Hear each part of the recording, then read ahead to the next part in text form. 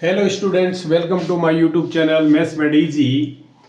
और आज हम लेकर आए क्लास 10th का चैप्टर नंबर 6 ट्राइंगल्स। और इसमें हम पढ़ेंगे similarity of triangles. 9th class में तुमने कॉन्ग्रुएंसी पढ़ी है, कॉन्ग्रुएंट ऑफ ट्राइंगल्स। तो कॉन्ग्रुएंट क्या होता है और हम एक बार रिवाइज कर लेते हैं। और ट्राइंगल्स के बारे में तुम्हें पता ही है ट्राइंगल्स क्या होते हैं। तो ट्राइंगल्स का पहले तो ये देख लो, पॉलीगन है। ट्राइंगल को हम इस तरह, triangle is a polygon of three sides.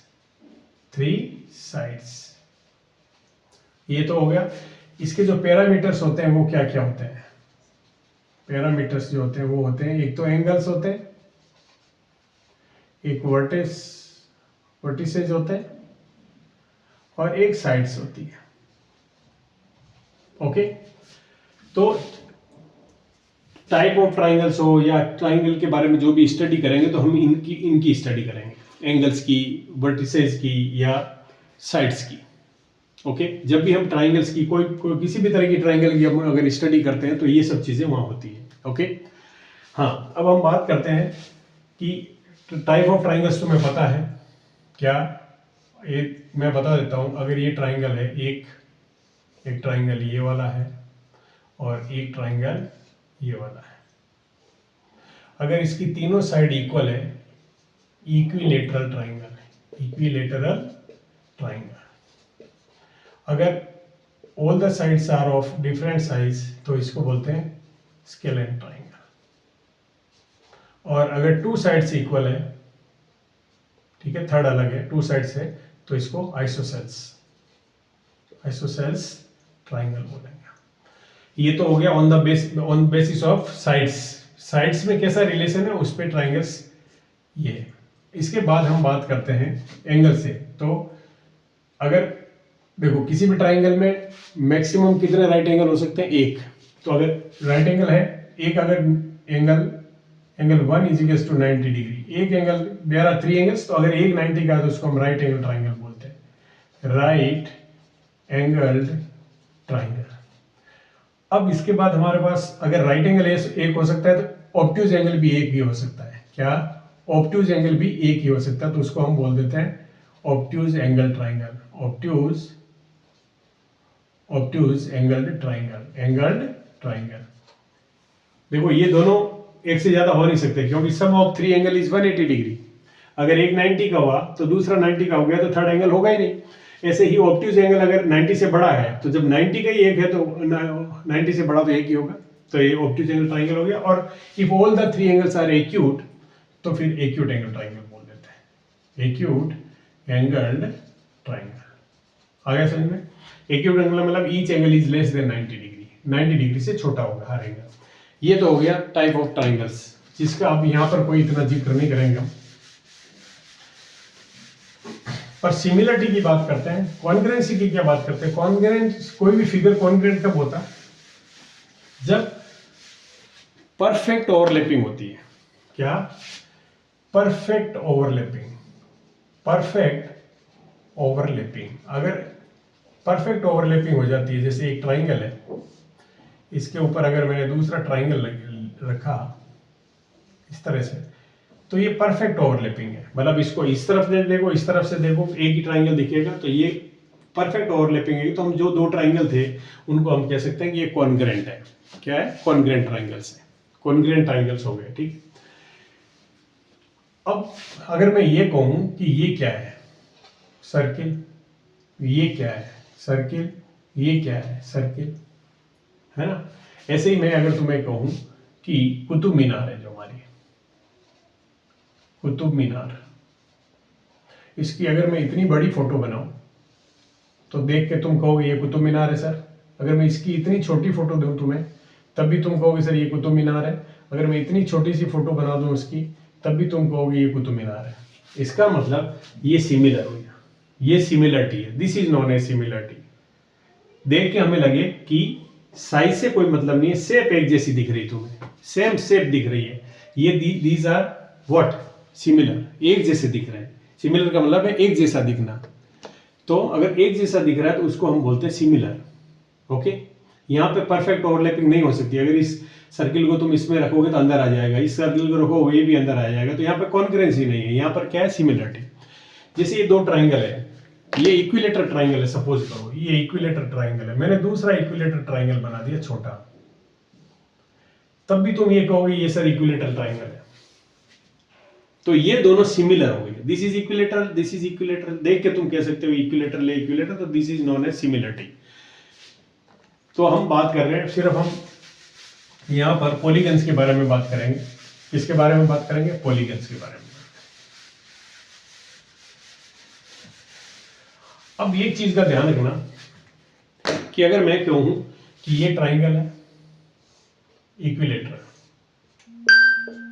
और ये मेरा स्क्वायर है, इसकी हर साइड 333 सेंटीमीटर है, ये भी एक स्क्वायर है, इसकी भी साइड 333 है, क्या ये सिमिलर है? नहीं, ये सिमिलर नहीं है। सिमिलरिटी के लिए पहले तो ये होना चाहिए कि इसमें इफ देयर आर 3 साइड्स तो इसमें भी 3 साइड्स होना चाहिए। सबसे पहले तो नंबर ऑफ साइड सेम होना चाहिए। क्या होना चाहिए? Number of sides, number of sides should be equal. Number of sides equal होना जरूरी है कि अगर दो पॉलीगन को हम सिमिलर लिखना चाहते हैं तो उनकी नंबर ऑफ साइड्स तो इक्वल होनी ही चाहिए, ठीक है। उसके बाद दूसरी कंडीशन आती है कि अगर मैं ये कहूं ये भी स्क्वायर है, ध्यान से देखना, और इसकी साइड जो है वो 6 6 6 6, यही तो है, ये दो, ये स्क्वायर हो गया, एक ये स्क्वायर हो गया। अब तुम्हें जैसे तुम्हें पता है कि ये एंगल कितना होता है, ये एंगल कितना होता है 90, तो इसके कॉरेस्पॉन्डिंग एंगल्स क्या है, इक्वल है। पहली बात ये होगी, क्या? Corresponding angles are equal. दूसरा, अगर मैं रेशियो का साइड का रेशियो निकालूंगा, ये क्या है 3, ये कितनी 6 है, 3/6। दूसरा भी क्या आएगा 3/6। तीसरा कॉरेस्पॉन्डिंग साइड, तीसरा भी क्या आएगा 3/6। चौथा भी क्या आएगा 3/6। इसका मतलब रेशियो ऑफ कॉरेस्पॉन्डिंग साइड्स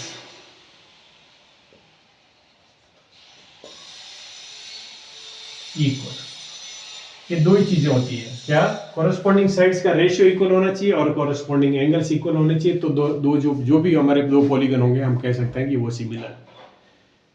तो two polygons of same number of sides are similar if their corresponding angles are equal and the ratio of corresponding side is equal या सेम। Have you understood? ये होती है हमारी similarity. अब इसमें क्या है, सिमिलर जैसे स्क्वायर है, स्क्वायर को तुम किस तरफ से घुमा लो तो ये समझ में आता है कि हाँ वो तो चारों साइड इक्वल ही रहेगी और कैसे भी तुम घुमाओगे तो कोई फर्क नहीं पड़ेगा। लेकिन ट्राइंगल में ऐसा नहीं, ध्यान से देखना। अगर मैं कहूं ये ट्राइंगल है और एक ये ट्राइंगल है, A B C P Q R, मैं ऐसा लिखता हूं कि triangle A B C is similar to triangle P Q R. तो क्या ट्राइंगल ए बी सी और triangle Q P R similar होंगे? Not necessary, not necessary. ये तभी पॉसिबल है जब दोनों ट्राइंगल कैसे हो, इक्विलेटरल। दोनों ट्राइंगल कैसे हो, इक्विलेटरल हो, तो कोई भी कंडीशन पॉसिबल है। अदरवाइज ये दो ट्राइंगल सिमिलर हो सकते हैं, ए बी सी और पी क्यू आर सिमिलर हो सकते हैं, लेकिन जरूरी नहीं है कि ये ट्राइंगल सिमिलर हो। पहली बात ये ध्यान रखना। अगर तुम्हें दो ट्राइंगल सिमिलर दिए हुए हैं तो उनकी कॉरेस्पॉन्डिंग साइड्स क्या होती है? देखो A B C and P Q R similar given है, इसका मतलब तुम्हें इनडायरेक्टली ये गिवन है कि angle A is equals to angle P और angle B is equals to angle Q and angle C is equals to angle R. पहली बात तो ये है, इसका मतलब ये है। फिर एक चीज और निकल के आती है कि A B upon P Q is equals to B C upon Q R is equals to A C upon P R. Have you understood? ये तुम्हें गिवन है। अगर ये सिमिलर है तो ये गिवन है। अब तुम कहोगे सर ये भी सिमिलर है या नहीं, कैसे चेक करें, तो करो। Angle A is equals to, इससे क्या निकल रहा है, angle A is equals to angle Q, angle B is equals to angle P, और angle C is equals to angle R. पर ऐसा तो नहीं है, यहाँ पे देखो एंगल ए और ये तो इक्वल नहीं है, इसका मतलब ये नॉट नेसेसरी। ये कब है, अगर ये क्या होता, दोनों इक्विलेटरल होते तो each angle is of 60 degree, इसका भी 60 डिग्री है, तो फिर हम कोई भी नाम दे दें, कोई भी नाम दे दें तो फिर वो 60 रहता है, कोई भी नाम दे दें तो फिर देता है। तो ये एक ही केस में हो सकता है कि तुम कोई भी नाम लिख दो विदाउट एनी सीक्वेंस, तो वो इक्विलेटरल पॉलीगन से उसमें कोई फर्क नहीं पड़ेगा, पर अगर इक्विलेटरल नहीं है तो फर्क पड़ेगा। Have understood this? आ गया समझ में? तो जब भी हम सिमिलरिटी पढ़ेंगे तो सिर्फ कॉरस्पॉन्डिंग थिंग्स का ध्यान रखेंगे। कॉरस्पॉन्डिंग का मतलब इसका फर्स्ट, इसका फर्स्ट, इसका सेकंड, इसका सेकंड, इसका थर्ड, इसका थर्ड, और A B P Q, B C Q R, और ए सी, तुम कहो ए सी लिख लो सर, ए सी लिख दो, इसको आर पी लिख दो, इसको सी ए लिख दो। Have understood? Like this. तो ये सिमिलरिटी में हमें ये ध्यान रखना होता है। अब सिमिलरिटी पढ़ने से पहले हम एक चीज और पढ़ते हैं कि जैसे तुमने कॉन्ग्रुएंसी पढ़ी तो वहां कुछ क्राइटेरियाज थे। कॉन्ग्रुएंसी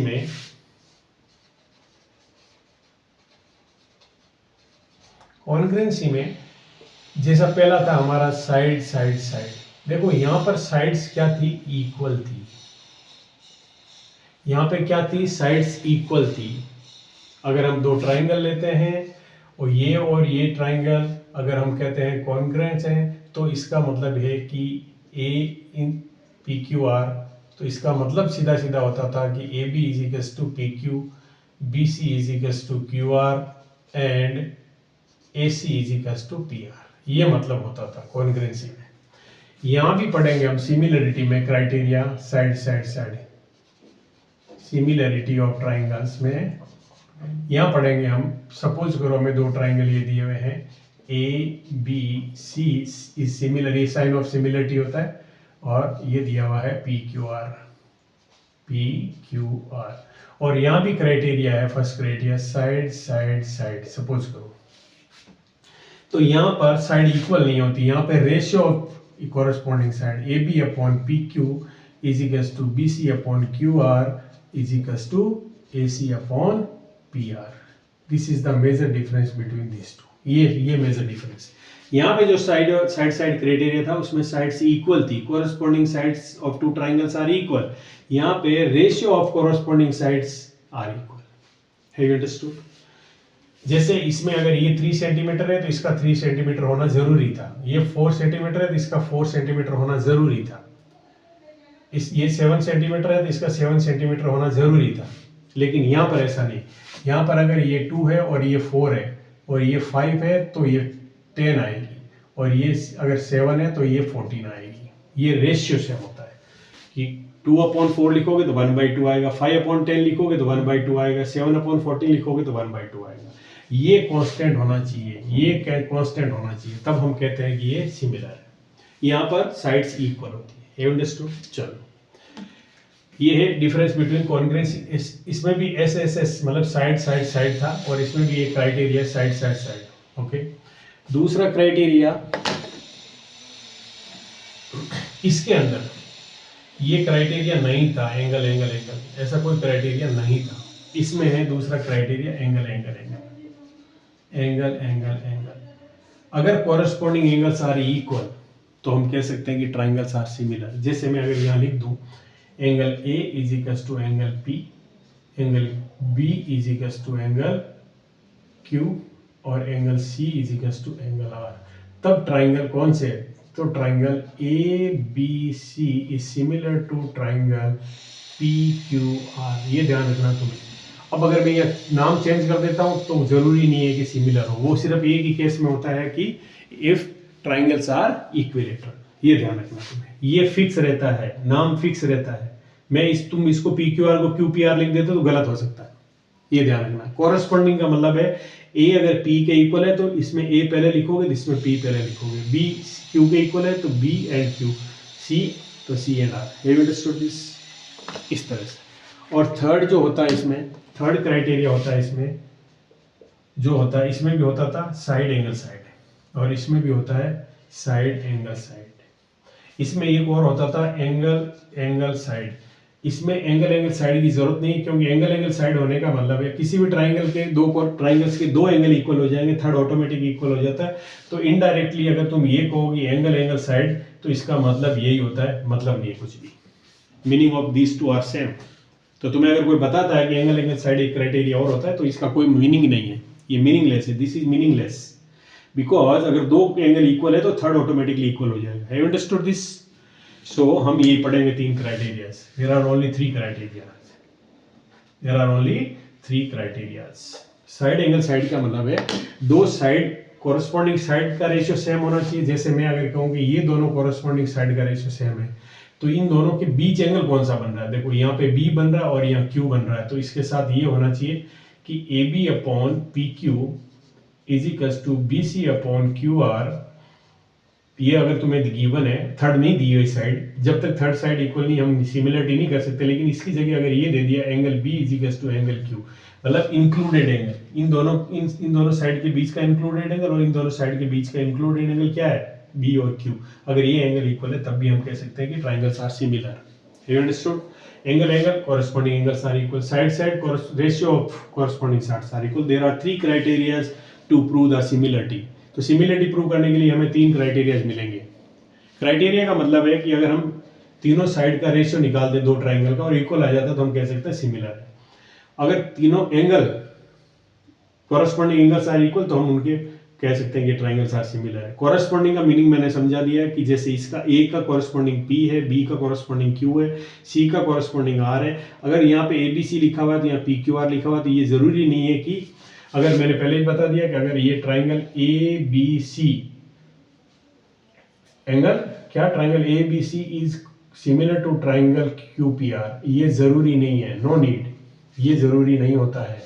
इसलिए स्पेशली ध्यान रखना, when we write the name, when you are given that prove that these two triangles are similar, नाम तुम्हें दिया हुआ है तो तुम्हें उन्हीं की जो साइड्स निकालनी होती है। कैसे निकालते हैं कोरस्पॉन्डिंग साइड्स और कोरस्पॉन्डिंग एंगल, मैं एक बार और बता देता हूं तुम्हें, क्योंकि जब तुम प्रूव करने जाओगे तो तुम्हारा कंसंट्रेशन उसी पे रहना चाहिए, तुम्हारा कंसंट्रेशन उसी पे रहना चाहिए।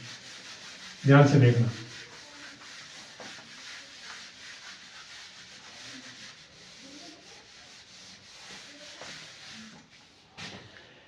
जैसे मैंने कह दिया, prove that triangle ABC similar to triangle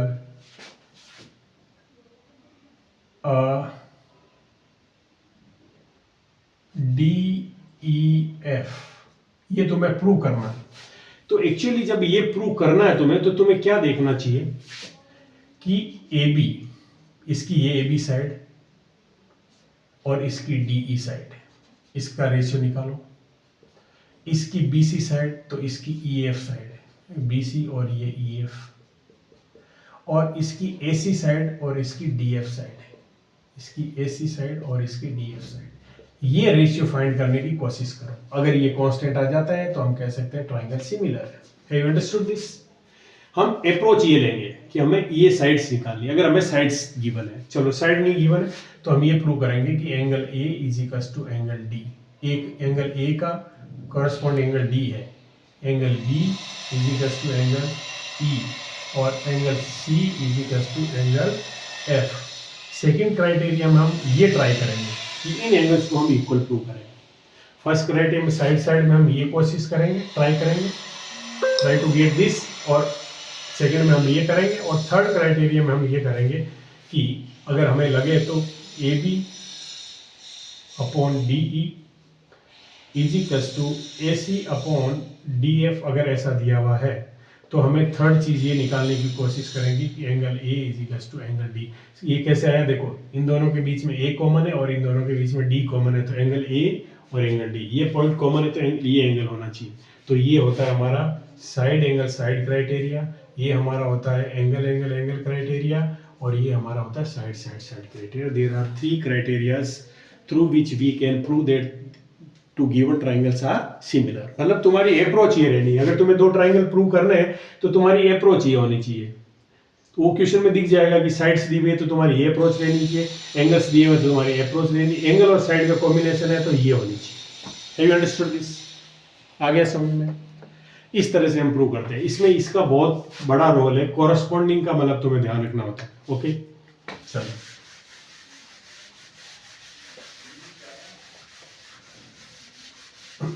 आज मैं बीपीटी थ्योरम के बारे में बताता हूं तुम्हें, थेल्स थ्योरम या बीपीटी थ्योरम। क्या? बीपीटी, बीपीटी या थेल्स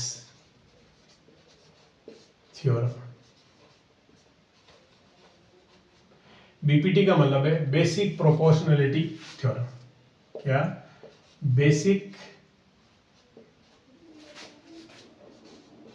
प्रोपोर्शनलिटी थ्योरम। ये क्या कहती है? किसी भी ट्राइंगल में, पहले समझ लो फिर इसकी डेफिनेशन कोई नहीं पूछता, तुम्हें आना चाहिए बस। किसी भी ट्राइंगल में, in any triangle, in a line is drawn, मैं ये कह रहा हूं तुम्हें, a line is drawn parallel to a side D और ई। देखो ध्यान से सुनो, if a line is drawn parallel to a side of a triangle intersect the other two sides at distinct points, then the two sides are divided in the same ratio. Divided in the same ratio. This is the statement of basic proportionality theorem. ये तो statement है। क्या statement लिखना हो? क्या? A line drawn parallel to a side of a triangle if intersect other two sides in distinct points, अलग अलग point पे, यहाँ और यहाँ, then the sides are divided in the same ratio. इस साइड ए बी साइड है वो किससे डिवाइड हुई? डी से। किसमें? दो पार्ट बन गए। कैसे? A D upon D B, और ये इक्वल होना चाहिए किसके? A E upon E C. बस ये है तुम्हारी बीपीटी, ये है बीपीटी। गिवन क्या तुम्हें? गिवन क्या है? BC is parallel to DE, बस ये गिवन है। BC is parallel to DE। A line drawn parallel to a side in a triangle, if intersect two other sides in distinct points, then the sides are divided in the same ratio. This is the basic proportionality theorem. Have you understood this? आ गया समझ में? और एक और होती है converse of this theorem. Converse of this theorem क्या कहती है कि अगर ये रेशियो गिवन है तो BC should be equal to, BC will be equal to DE, sorry BC is parallel to DE। देखो ये गिवन है तो ये आ जाता है, ये तो है BPT, ये तो है BPT। और अगर तुम्हें ये गिवन है AD upon DB is equal to AE upon EC, ये तुम्हें गिवन है, और हमें मिलता क्या है कि BC is parallel to DE, तो ये कन्वर्ज ऑफ बीपीटी हो गया, कन्वर्ज ऑफ बीपीटी हो गया। इसका प्रूफ आता है वो हम करेंगे। अब इसमें क्या क्या चीजें तुम्हें देख के बता सकते हो। ये जो है अगर इस तरह से है, क्वेश्चन कैसे पूछे जाते हैं वो हमें AD upon DB is equal to, अगर तुम्हें AE अपॉन EC दे रखा है,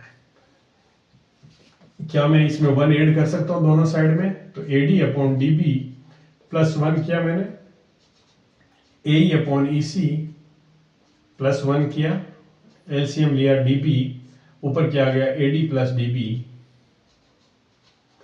इज इक्वल टू, यहाँ पे क्या? EC, एलसीएम लिया EC तो AE प्लस EC। अगर मैं AD और DB को ऐड करता हूं तो मुझे मिल जाती है AB, तो AB upon DB is equal to हो गया AC अपॉन EC। आगे समझ में? कहने का मतलब है कि ये तुम्हें मिल सकता है क्या? AB upon DB is equal to AC upon EC। ये भी मिल सकता है। दूसरा, जैसे मैंने प्रूव किया उसको, अगर मैं इसको उल्टा कर देता हूँ, यहाँ पर अगर मैं रेशियो उल्टा कर देता हूँ, DB upon AD is equal to EC upon AE, तो मुझे क्या मिल जाएगा? क्या मिल जाएगा बताओ? तो मुझे मिल जाएगा AB upon AD is equals to AC upon AC था क्या, हाँ AC अपॉन AE, मुझे ये मिल जाएगा। आगे समझ में, हैव अंडरस्टूड? ये उल्टा हो सकता है, ये हो सकता है, पर एक चीज का ध्यान रखना है कि ये थर्ड साइड में जो रिलेशन आएगा, कौन सी थर्ड साइड, BC और DE, ये रिलेशन निकलेगा सिमिलरिटी ऑफ ट्राइंगल से, सिमिलरिटी ऑफ ट्राइंगल से निकलेगा। ये कभी भी बेसिक प्रोपोर्शनलिटी थ्योरम से नहीं निकलता है, ये सिमिलरिटी ऑफ ट्राइंगल से। देखो ये ट्राइंगल एक कौन सा, ये ट्राइंगल ABC और ADE, क्या ये प्रोपोर्शनल, ये दोनों सिमिलर हो सकते हैं? क्या ये दोनों सिमिलर हो सकते हैं? देखो ये दोनों पैरेलल है, ये दोनों पैरेलल है, तो ये एंगल और ये एंगल इक्वल होगा। भाई पैरेलल लाइन को एक लाइन, ये ट्रांसवर्सल है, तो ये कॉरेस्पॉन्डिंग एंगल इक्वल हो गए। This angle is also equal to this, क्योंकि ये भी तो कॉरेस्पॉन्डिंग एंगल्स है, और ये एंगल दोनों में कॉमन है दो ट्राइंगल में, तो दोनों सिमिलर ट्राइंगल हो गए by using the criteria of angle angle angle. तब हम कह सकते हैं कि ये तो तुम्हें मिला हुआ है कि इसकी ये साइड अपॉन दिस, इसकी बड़ी साइड अपॉन दिस, तो इसकी बड़ी side upon this. Have you understood this? But ये हम किससे प्रूव करेंगे, सिमिलरिटी ऑफ ट्राइंगल से, सिमिलरिटी ऑफ ट्राइंगल से। तो इन दोनों चीज़ों पे बेस्ड क्वेश्चन दिए जाते हैं, और प्रूफ ऑफ समटाइम एग्जाम में पूछ सकते हैं, थ्योरम डीपीटी थ्योरम का प्रूफ, वो मैं आपको कराऊंगा नेक्स्ट वीडियो में। तो आज हम इतना ही करेंगे, और अगली प्रूफ कराएंगे बीपीटी थ्योरम का, और फिर हम इसके क्वेश्चंस करेंगे। तो तुम्हें जो ट्राइंगल बनाना है सिमिलर ट्राइंगल में, उसकी ट्राइंगल की कॉरेस्पॉन्डिंग चीज़ों का अगर ध्यान रखोगे तो गलती नहीं होगी। अगर कॉरेस्पॉन्डिंग का ध्यान नहीं रखोगे तो बहुत गलतियाँ होती है। इसलिए ये चैप्टर थोड़ा टफ लगता है बच्चों को, पर ऐसा कुछ नहीं है, बस सिर्फ ट्राइंगल की कॉरेस्पॉन्डेंस पे ध्यान रखो, देन इट्स ओके। अगर वीडियो पसंद आया तो चैनल को सब्सक्राइब करो और मुझे मोटिवेशनल सपोर्ट करो। Okay, take care.